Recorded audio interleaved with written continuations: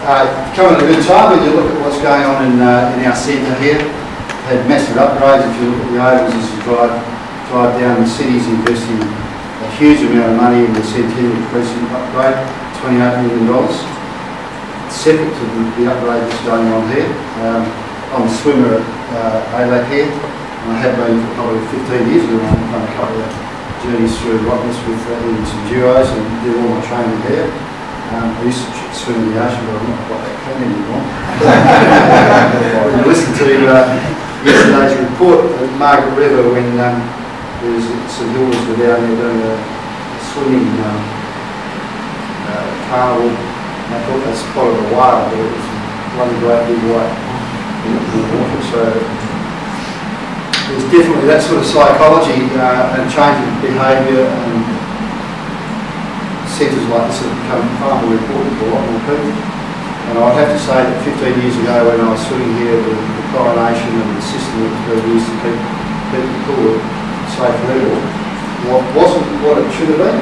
I think it was pretty hard to swim in, and it used to affect my sinus and that, but we've had the upgrade, we've done the HVAC, that's all been done, the 30-year system's been recompleted, and now we're doing the concourse area, if you see that.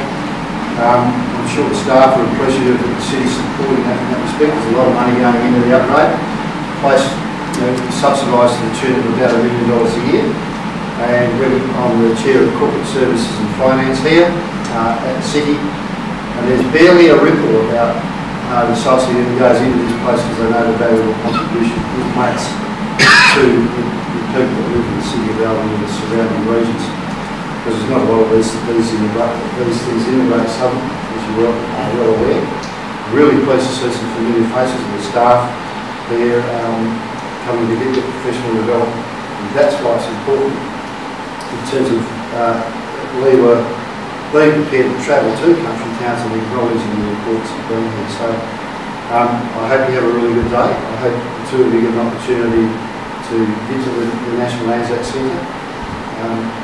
That was another investment that was made with state, federal and local government investment. We put about $14 million into the upgrade of the Anzac Desert War Memorial and the Anzac Centre. 77,000 people have been through that in less than 12 months. Well over budget. Whoever came up with the idea on the steering committee that we call it the National Anzac Centre was a genius. Can't take it away from you, and Anzac obviously is something that you have to get permission of the name, permission of the RLSSWA to use. So while we're not trying to compete with the War Memorial in Canberra, it's a completely different experience. It's very personal. If you haven't been through that, it's a must-do. Senator Robinson came to the Heritage Park site and ordained it basically as one of the 8 national military treasures in Australia. So it's a pretty important part of our history now, and the ongoing legacy of that 100-year commemoration should last us well into the future. So it's trying to give you a snapshot of the city being a progressive, I think we're a progressive council. We get a little criticism over that about spending the rates and whatnot. But my mother, for example, who's a senior and not a great fan of local government, she's got a bit more inclusive lately, but she says, at least we can bloody see what we're getting for our money now. So people who use this centre will be of the same view, and I'm swimming in this area now, and it's 100% better than what it was, with tiles lifting and just a general look. And when the whole thing's complete, we're going to have a marvellous centre with good systems that will future-proof it for probably the next 20 years, along with cool blankets and all sorts of other different things. So thank you as participants for attending and making the effort to come. We'll encourage Leaver to come again. And thank you to Tony and Chris for making the seminar available.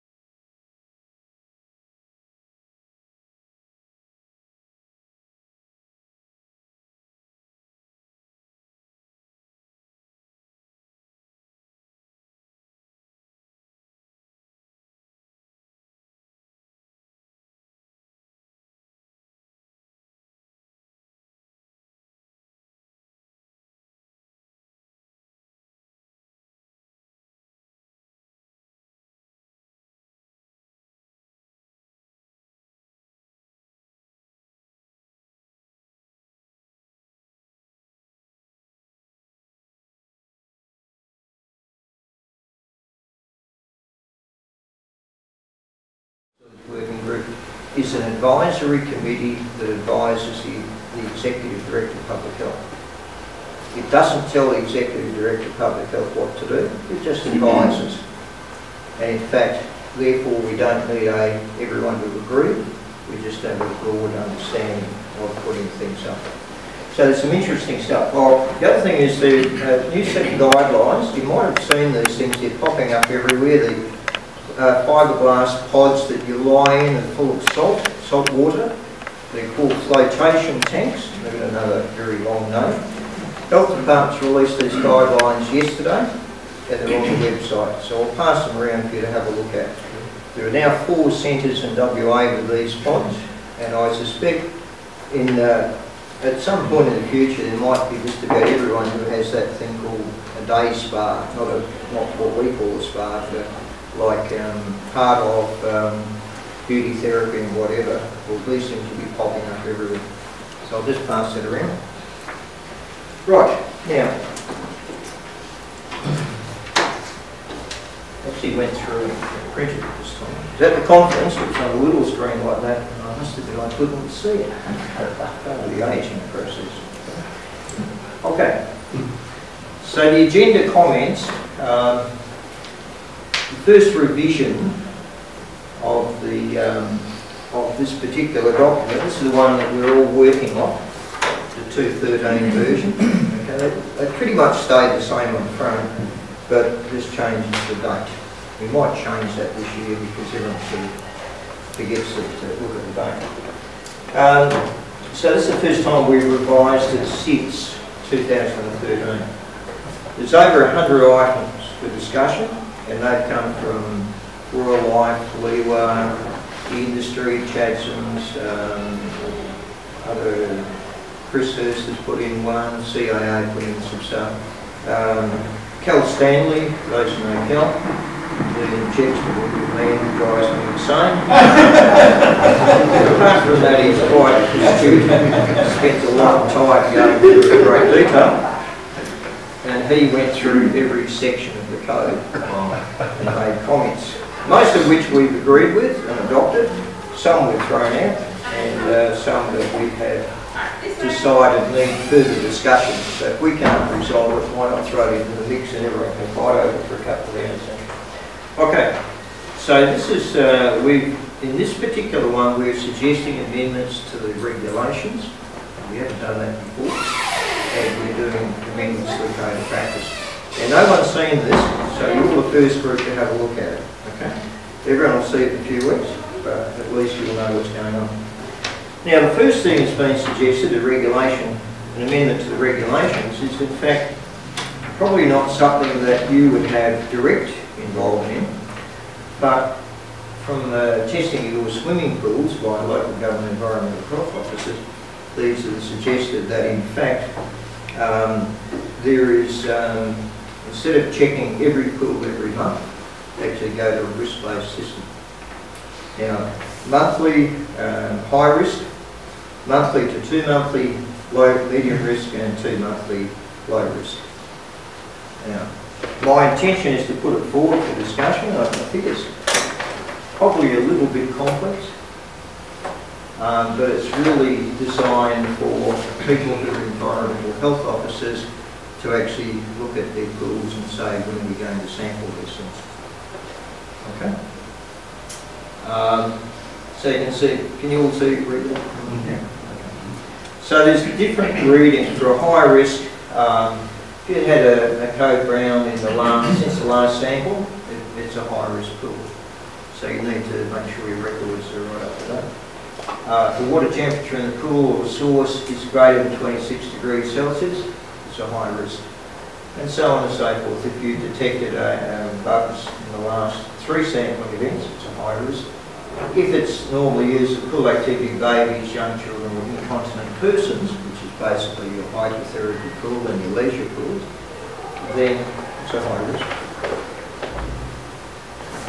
As distinct to a medium risk, what they're required, so there can be anywhere between 4 and 8 weeks for sampling, or a low risk, which in fact would be over 8 weeks. So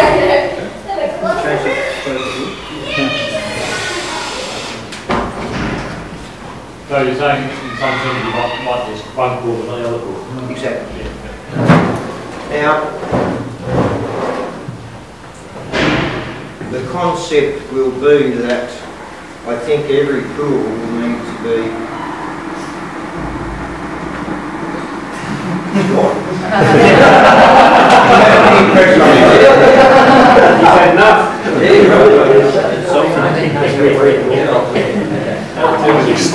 So yes, good change. Now, this is an idea put up for discussion. Whether it will be accepted in this fashion, I don't know. So they're going back to the high risk, just about all our indoor pools are all going to be high risk because just by the mere fact we're floating above 26 degrees Celsius.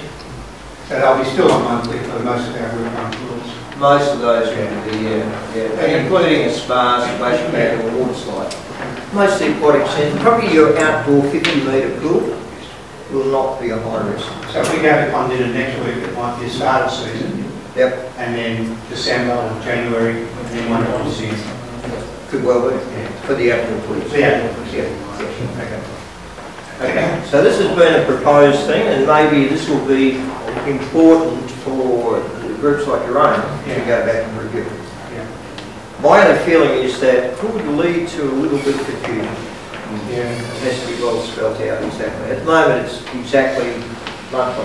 But also, within that there, you need to then identify who is calling the shots. Is it the pool manager who's supposed to say, oh, I'm a medium risk, or is it the EHO that's going to make the decision, you're a medium risk, you're a high risk? That's a good question.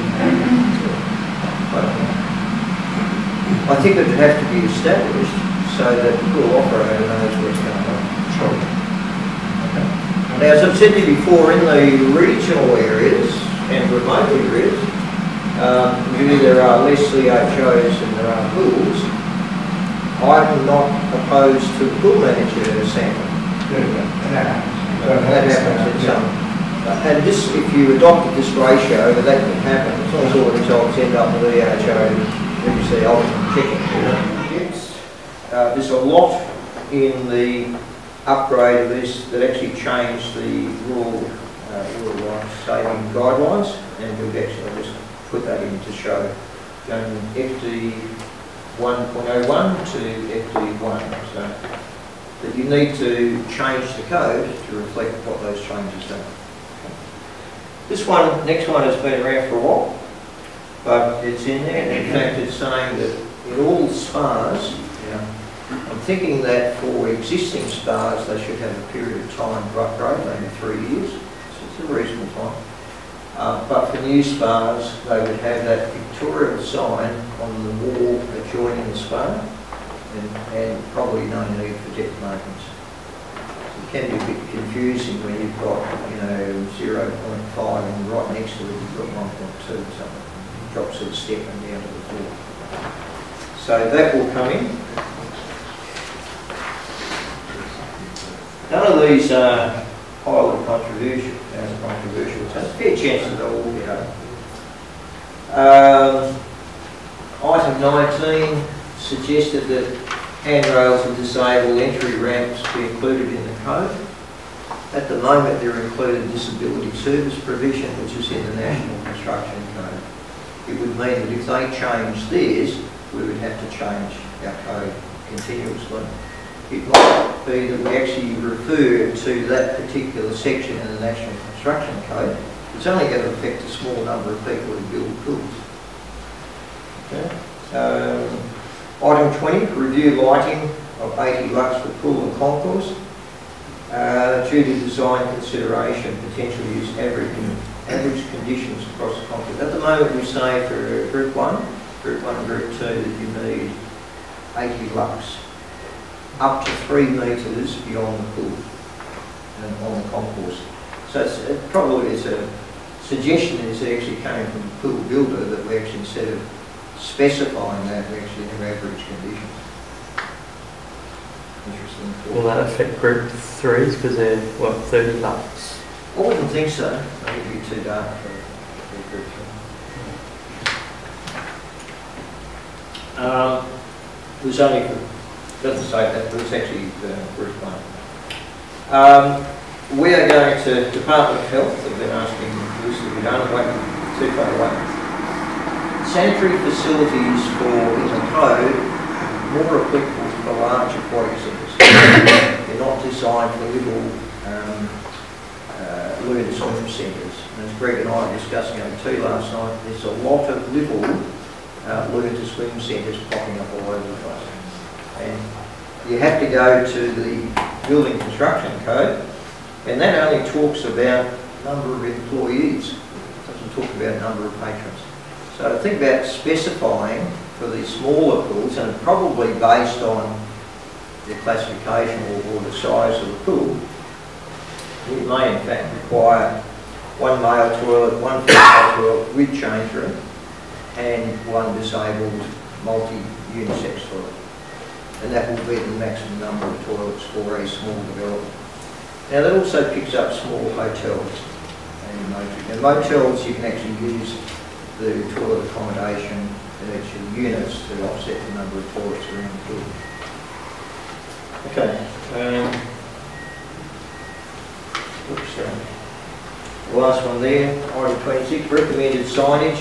Again, a change in the wording or the numbers preceding the signage. And of course the date change as well.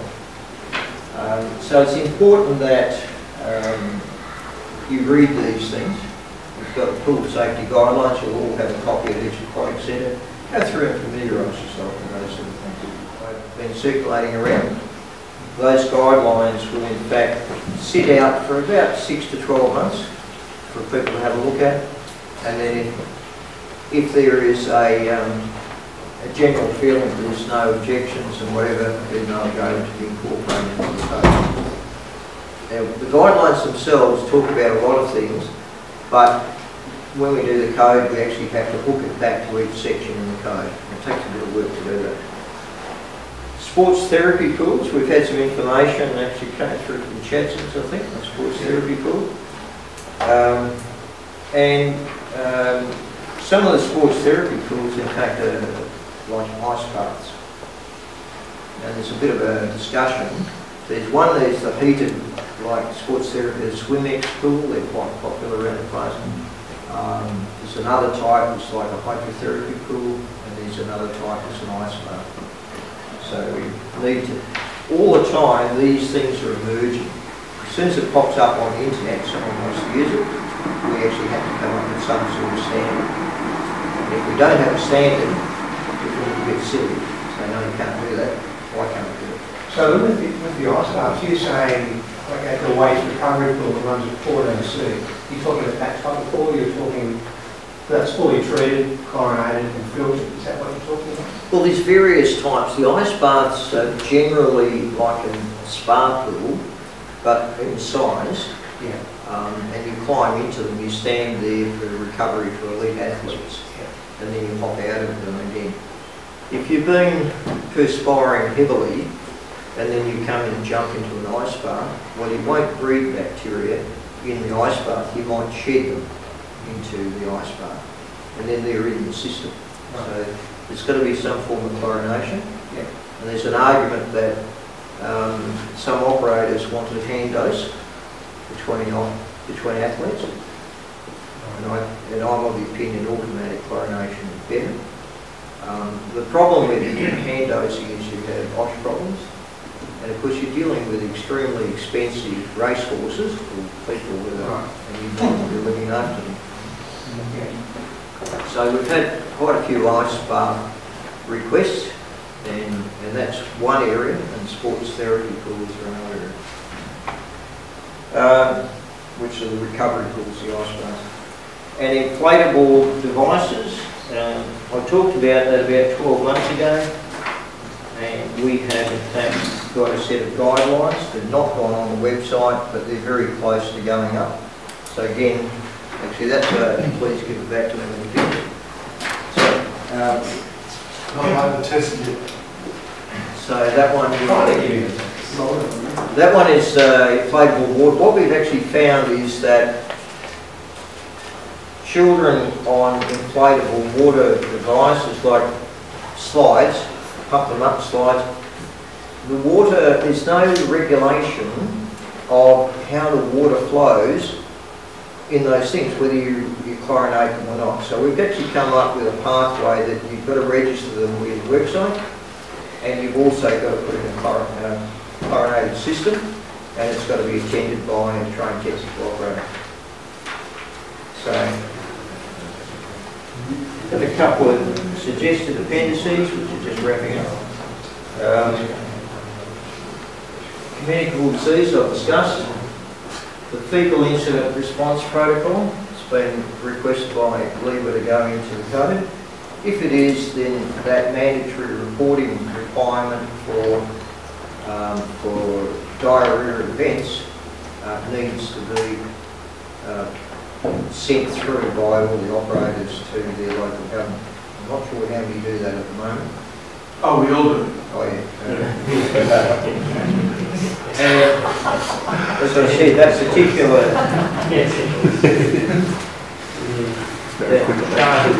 that will go into the code as well. So that's a quick snapshot. I picked out perhaps the more controversial. There's not that many controversial ones. Probably a lot of work in progress. But through your professional association, LIWA Aquatics, we've got other members here. Chats and Engineering are on the working group for their expertise. Raw Life are on the working group. So we tend to, and a lot of those people actually came from the original working group that set up the regulations and code of practice 10 or 12 years ago. From time to time, with Shintons, I defer to Dave Watson for advice. Oh no. Dave tends to think outside the square, so... Outside the square? Anyway, that's it. So all this will come out the next month. I think look at one here. Okay? Thanks,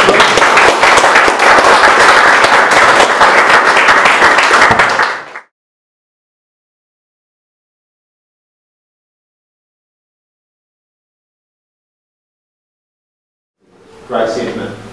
But I understand that in your world it's a very challenging environment you live in. I've just picked up some slides throughout the year about some of the challenges that come along. Mother and baby nearly drowned. Got to wonder how that went down. In the esky. Yeah. There was this one that came at you as well from the media about bugs.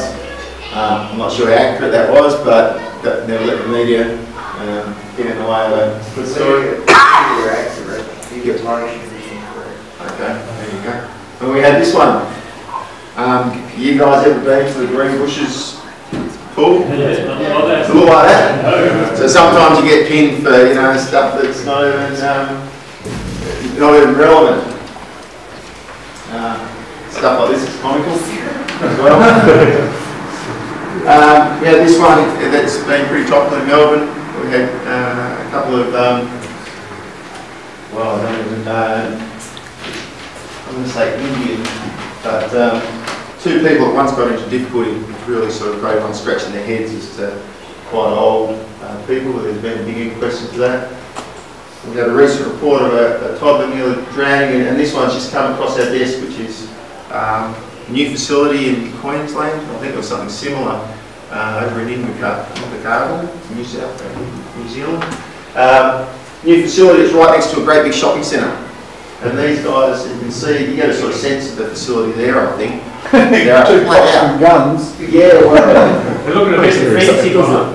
but they're really struggling, and so while it's just a little thing, it's sort of great in our industry that we're happy to put out, not just as an industry say it's great that we have something like Watch Around Water, but we're actually going to make that a definite line in the sand. I think this community's got a new pool, and everyone's going, great, drop the kids and I'm going to go to the shopping centre.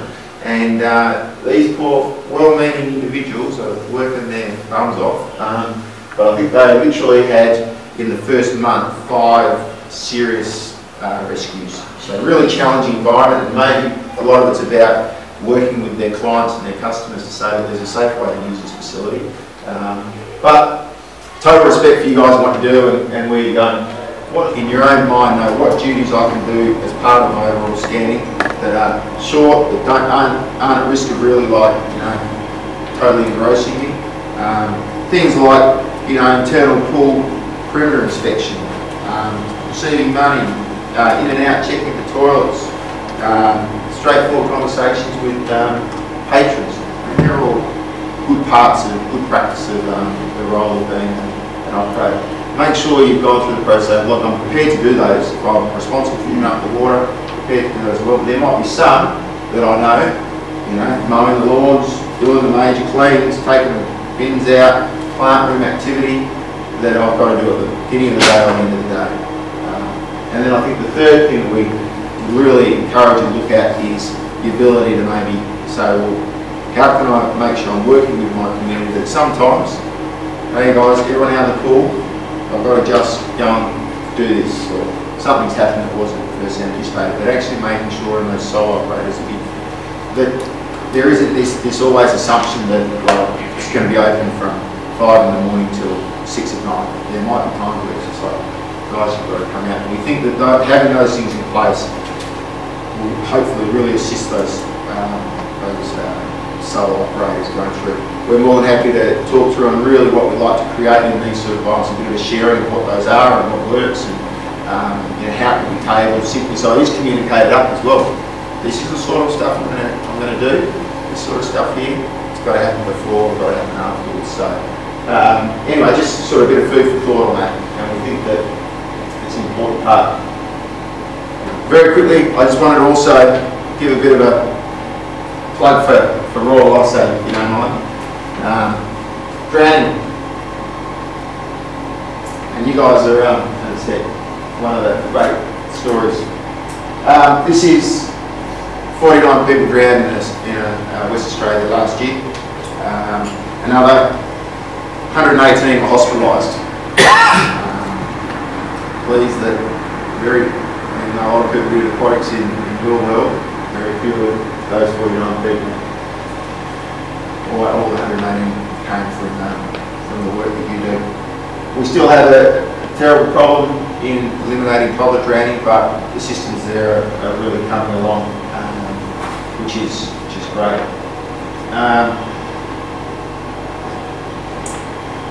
The statistics themselves are, sort of, I think they're helpful. I've worked in the industry for a long time, so it tends to be, we've seen this for quite a long time, but the personal impact that drowning has on family and friends is significant. Regional WA, though, in the southwest, I'll call this the southwest because that's the best of my data, has its own particular challenges. And I just thought I'd read a few of those out, and this is thanks to the good work of Lauren.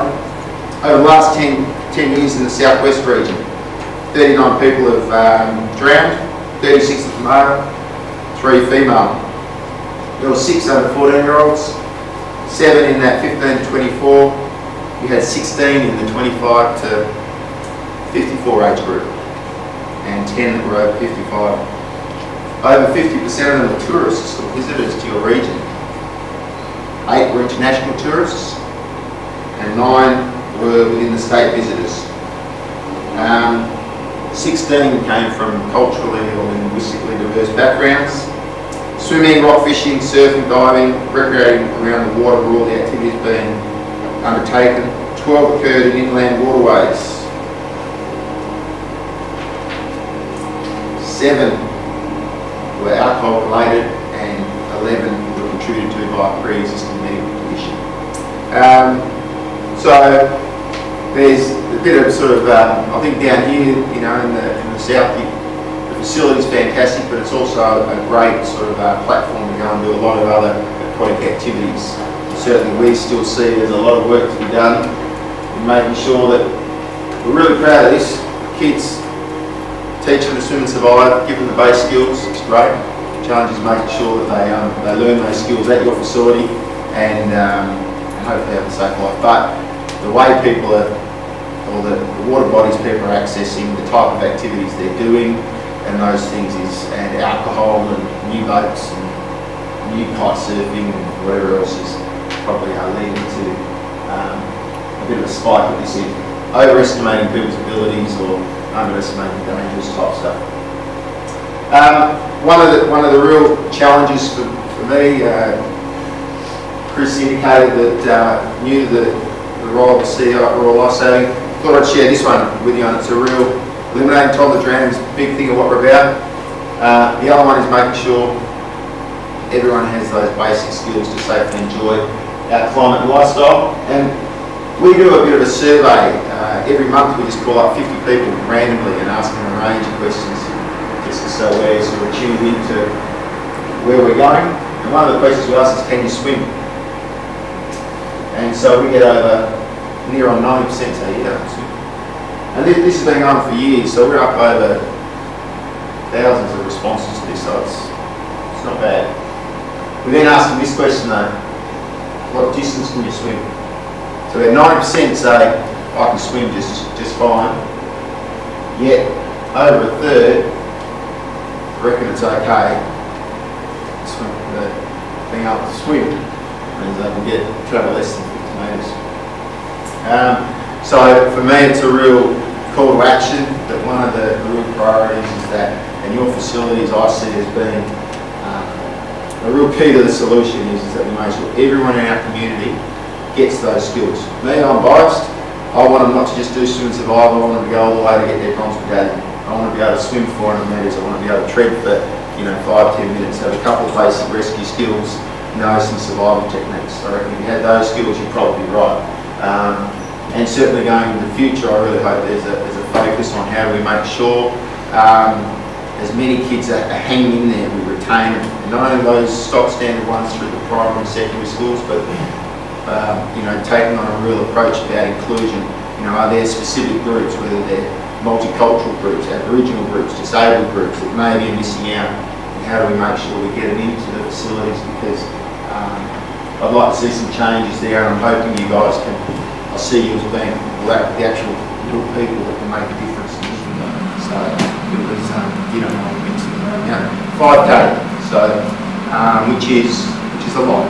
So we're really looking forward to it in a sense of being available. As I said, we receive applications from anyone in the community that might need some help.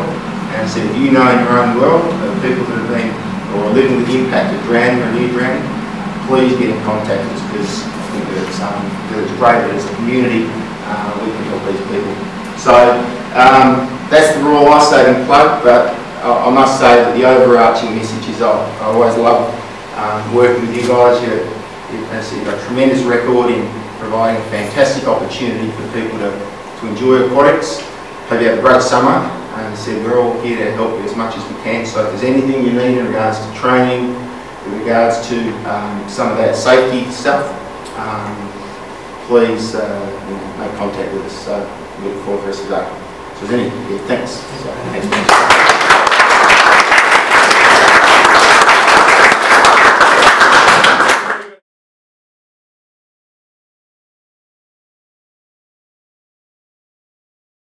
Access to the resources that we can send out to you, but also if you wanted to incorporate Watch Around Water into any resources that you have, signage, brochures, website, Facebook, anything like that, you've got access to all of that.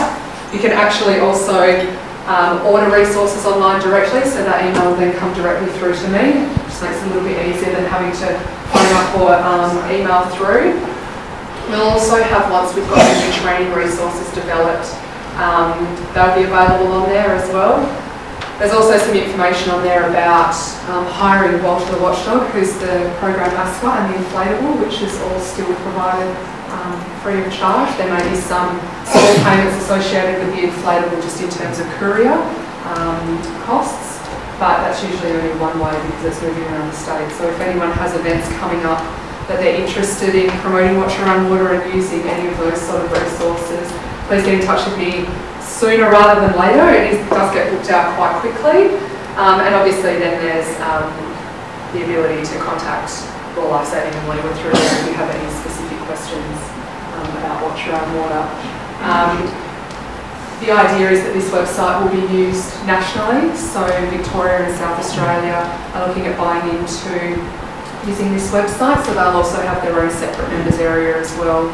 We had a really good workshop with some of the members from Lifesaving Victoria and Recreation South Australia at the state conference, and have some really great ideas on how we're going to actually expand Watch Around Water at a national level, looking at some self-audit tools so that pools can actually go through the way that they promote Watch Around Water and check off sort of what they're doing well and maybe identify some areas that they could do better in. Obviously the training resources that I just spoke about, and also looking at how we can better promote Watch Around Water to the community, looking at a Watch Around Water week of promotions or something like that at a national level.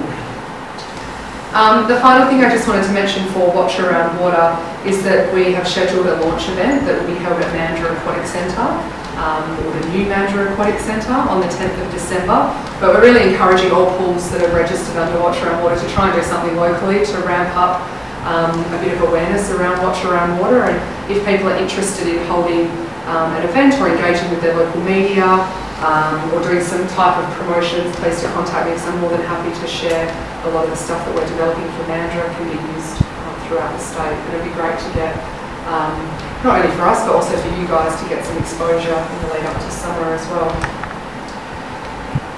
One of the, sorry, is there any questions or anything specific about Watch Around Water that anyone had that they wanted to ask now?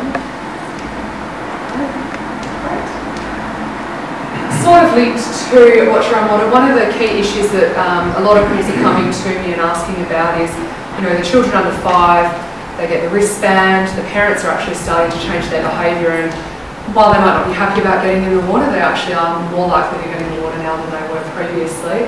But we are still having, well, they are still having a few issues with the children sort of aged 5 to 10 years and the supervision of parents there. I'm not sure if that's the same experience that you guys are having here, and it's one of the key things that we're going to be investigating over the next sort of 12 months of the program. Hopefully have some ideas and feedback on how that might be able to be improved.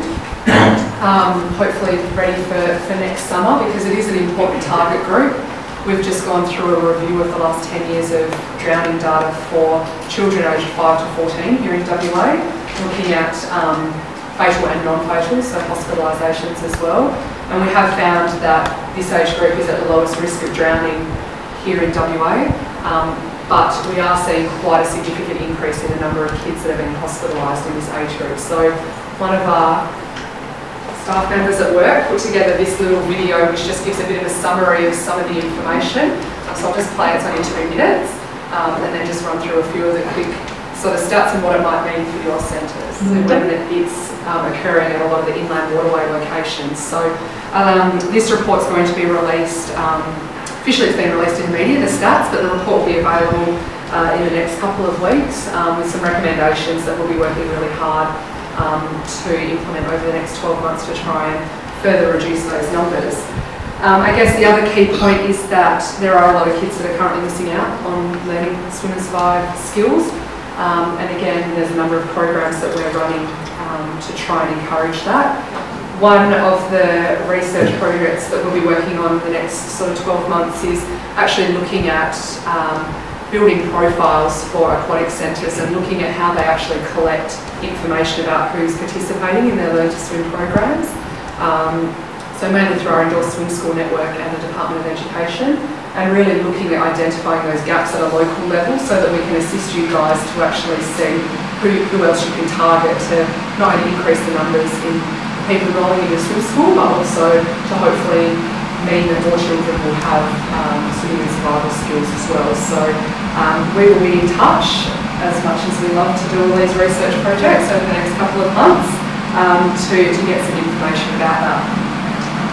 The last thing I wanted to chat about was building on what Peter mentioned previously about the LIWA industry, state of the industry injury research project. That's also part of my department at Royal Lifesaving, we look after that.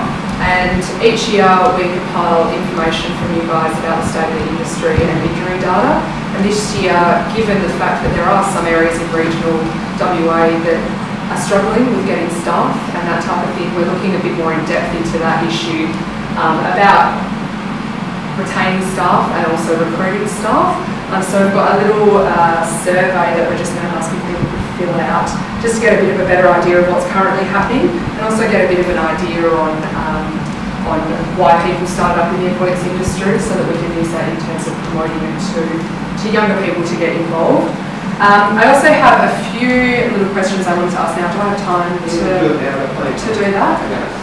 Great. So this is on behalf of Amanda, our research officer, who is pregnant, so she wasn't able to come down today. She had to be at appointments.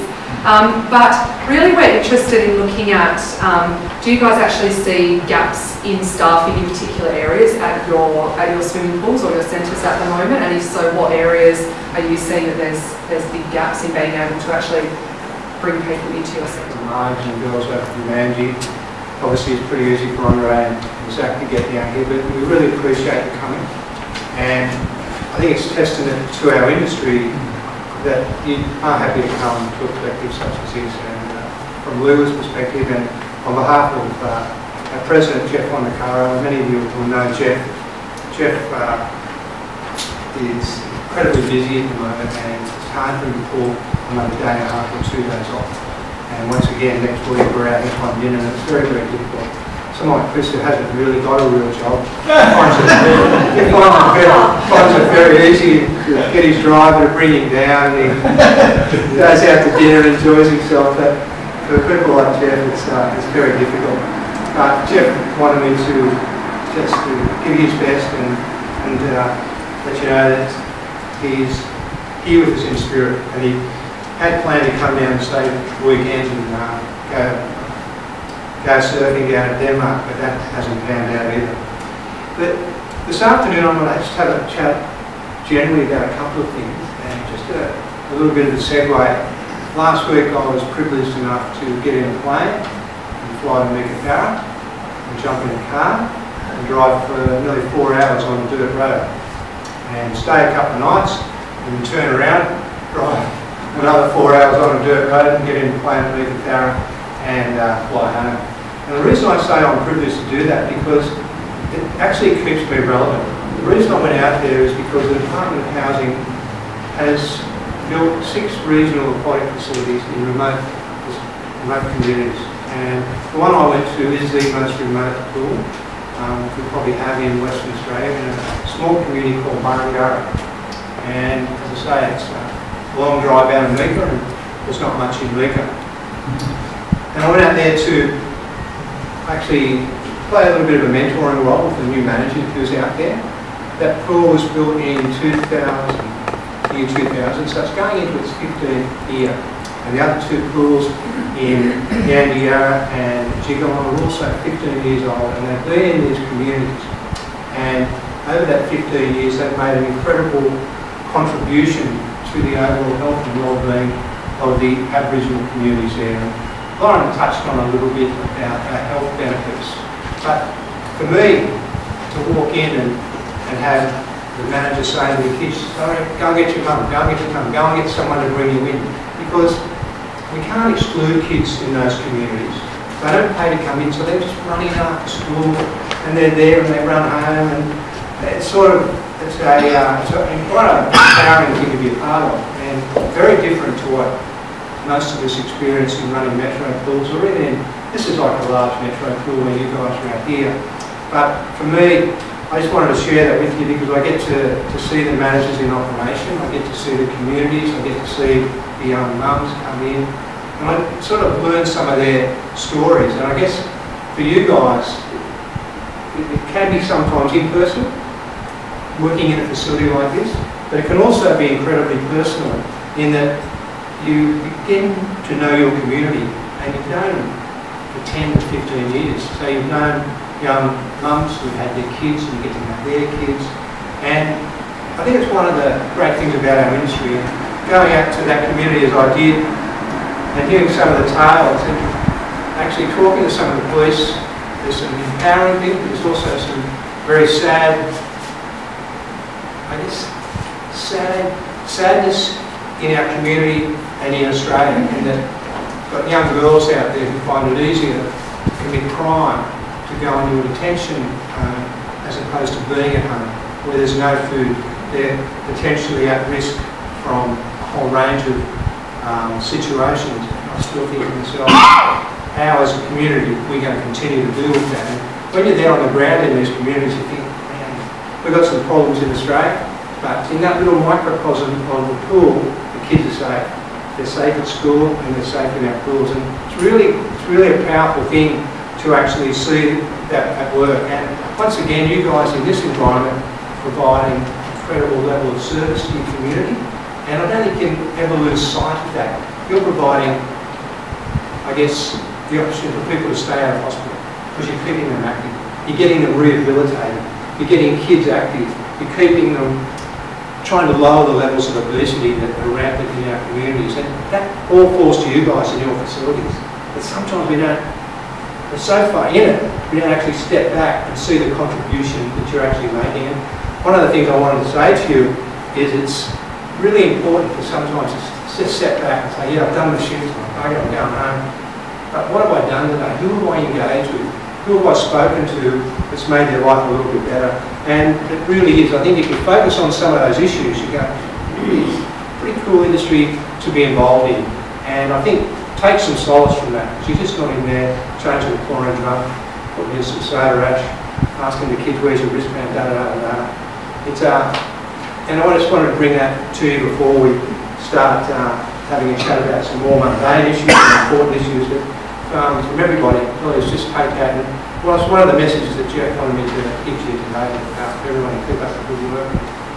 And there is a very big network out here that's supporting you. We hope you realise that, because I can tell you there's no other organisation like Llew doing stuff like this in Australia. There'll be no one in regional New South Wales with 50 or 60 pool managers next week sitting in a room discussing contemporary issues for them. So we find that for us very, very strong, and that's why Chris never misses a conference, whether it's up in the room or it's here.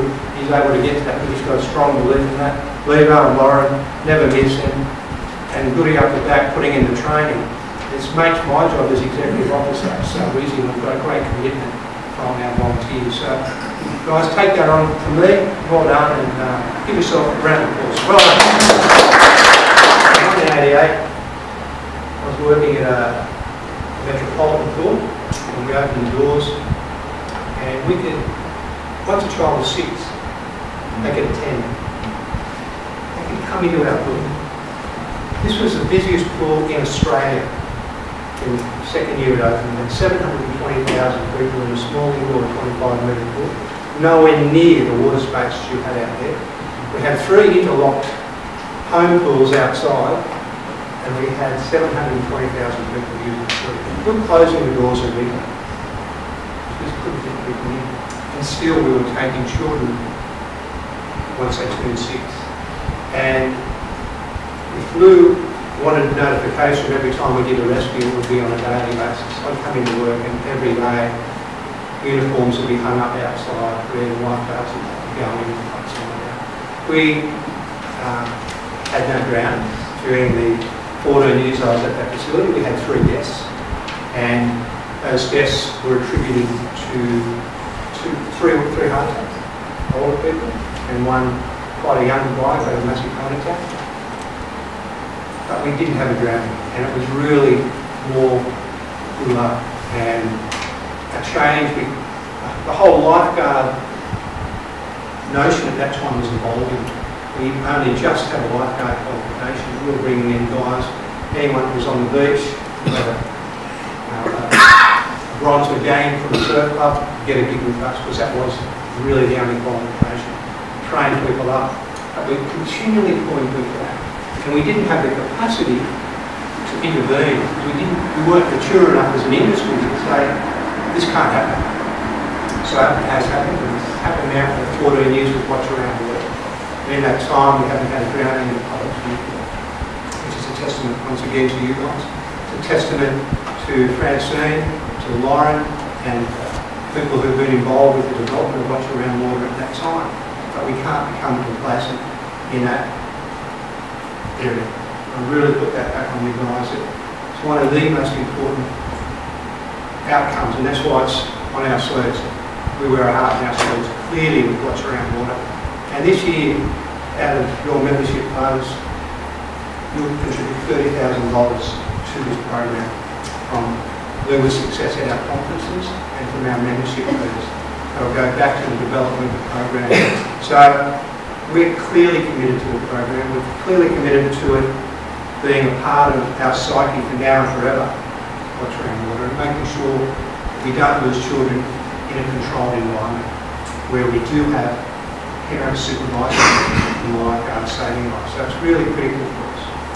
So going back to 1988, we changed that quickly, brought the age group up to 10, and it changed, it made our lives a lot easier, but still we didn't have the capacity to, or a program that was WA based to say to parents, got to be in the water with the kids.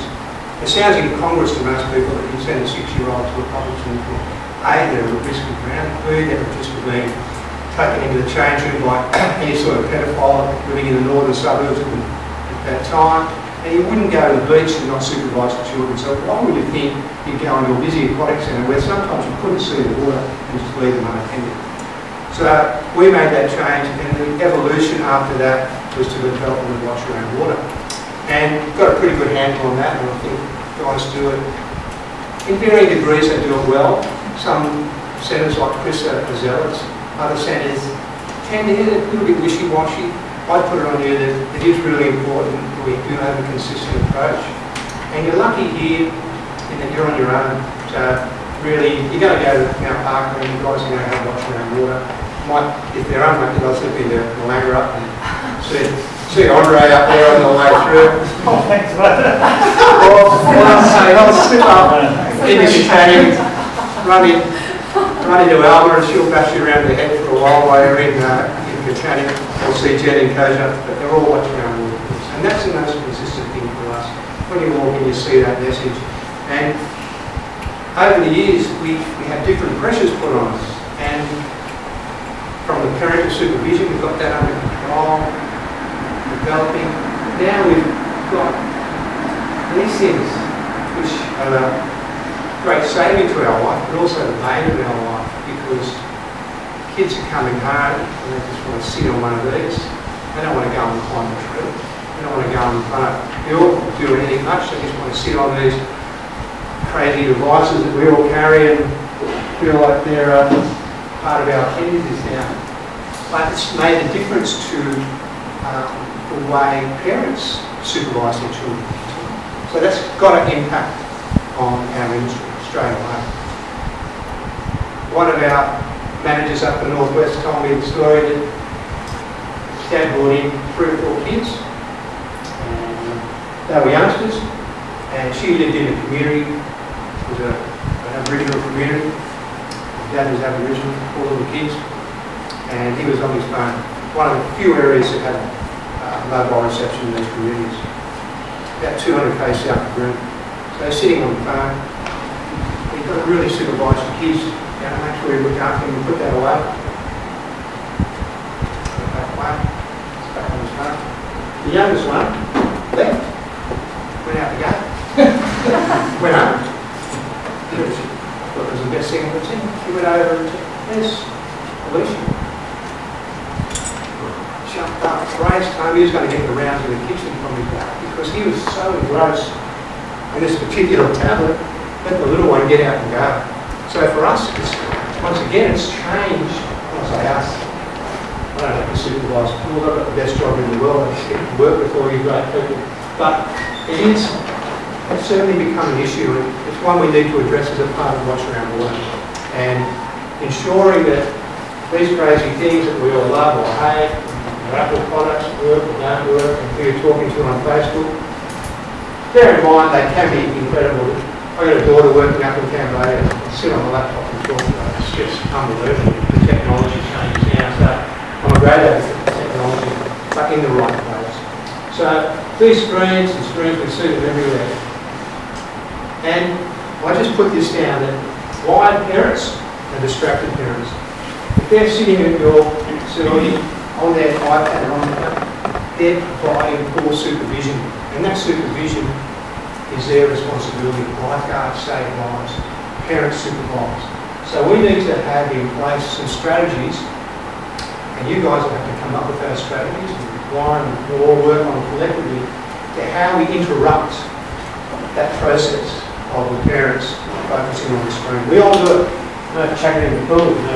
Yeah, that's sort of out the middle. I was in, I've got a photo on my phone taken about 3 weeks ago, and I was driving in a bus from Abu Dhabi to Dubai, 90 kilometres an hour. I'm a bus driver.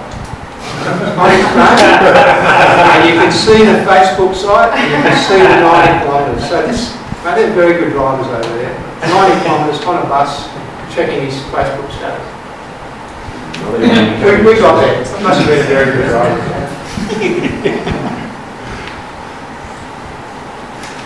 And it's the kids, the parents, they're just spending so much time checking smartphones and Facebook. And the consequences for their children, and you can probably go onto YouTube or any of those sites and just find hundreds of examples where people have been killed, maimed, severely injured while using a screen. Last week there was gripping footage from these 2 kids in the UK. Had their phone on, tearing through the back streets in London or Europe. They were high on ice or high on something. They both died. They filmed their own death. And it's just crazy to think that we've got to a situation like that. So for us, it's just a part of the community we need to be aware of, that we do have to be able to impact on. We've actually got to break that cycle when they come into your facilities, and we can do it and interrupting it. You know, the consequences for you staff, it just should be really troubling. And they're not having direct supervision if they're on their phones all the time. Anyone notice this as a bit of a trend? Yes. Very high afternoon lessons, afternoon swimming lessons, or even in the mornings, there's a lot of kids under 5s just wandering around and parents on their phones. Yeah. And what's the interruption? How's the centre dealing with that? Super soon. At the moment, there's a sort of grey area of how we try and deal with it. Yeah. It's sort of how you really approach the parent and that side of things. And one of the things that we've spoken about, and I will apologise probably on my behalf, but we've tried to get to do some training in videoing and actually having role plays on the pool deck.